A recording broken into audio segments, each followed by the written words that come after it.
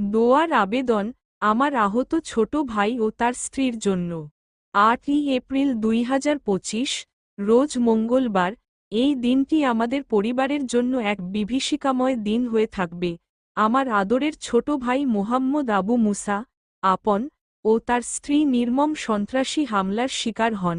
নেত্রকোনা জেলার দুর্গাপুর উপজেলার 6 নং কাকইরগোড়া ইউনিয়নের 7 নং ওয়ার্ডের নগোয়া গ্রামের বাসিন্দা, বাংলাদেশ জাতীয়তাবাদী দলের বিএনপি একজন নির্ভীক সমর্থক আবু মুসা, আপন, বর্তমানে ঢাকার তেজগাঁও এলাকার জেসন ফার্মাসিউটিক্যালসে কর্মরত। ঢাকায় তারা একটি ভাড়া ফ্ল্যাটে বসবাস করছিলেন। হঠাৎ করেই ওই দিন তাদের বাসায় সশস্ত্র কিছু দুর্বৃত্ত ঢুকে পড়ে। কিছু বুঝে ওঠার আগেই সেই দুর্বৃত্তরা মুসা এবং তার স্ত্রীকে ধারালো অস্ত্র দিয়ে আঘাত করে রক্তাক্ত অবস্থায় ফেলে রেখে পালিয়ে যায়। এ নির্মম ঘটনায় তারা দুজনেই গুরুতর আহত হন। তাদেরকে দ্রুত ঢাকা মেডিকেল কলেজ হাসপাতালে ভর্তি করা হয়। চিকিৎসকদের অক্লান্ত চেষ্টায় তারা এখন আশঙ্কামুক্ত হলেও শারীরিক ও মানসিকভাবে তারা ভীষণভাবে ভেঙে পড়েছে।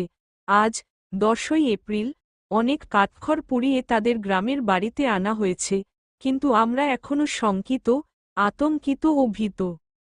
এই অমানবিক হামলার তীব্র নিন্দা জানাই এবং দোষীদের অবিলম্বে গ্রেপ্তার ও দৃষ্টান্তমূলক শাস্তির দাবি জানাচ্ছি।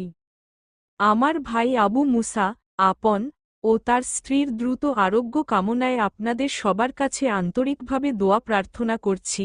মহান আল্লাহ যেন তাদের দ্রুত সুস্থ করে দেন এবং এ ধরনের নির্মম ঘটনার পুনরাবৃত্তি যেন আর না ঘটে, সেই প্রার্থনা করি। আমি তার বড় ভাই হয়ে, একজন রাজনৈতিক কর্মী হয়ে, একজন মানুষ হয়ে, এই বর্বরতার তীব্র নিন্দা জানাই। ডাক্তার মোহাম্মদ আবু ইউসুফ হক, সাবেক সাংগঠনিক সম্পাদক, 7 নং ওয়ার্ড বিএনপি, 6 নং কাকইরগোড়া ইউনিয়ন, দুর্গাপুর, নেত্রকোনা। দোয়ার আবেদন, সন্ত্রাসের বিচার হোক।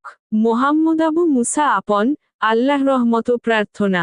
মানবতার জয় হোক।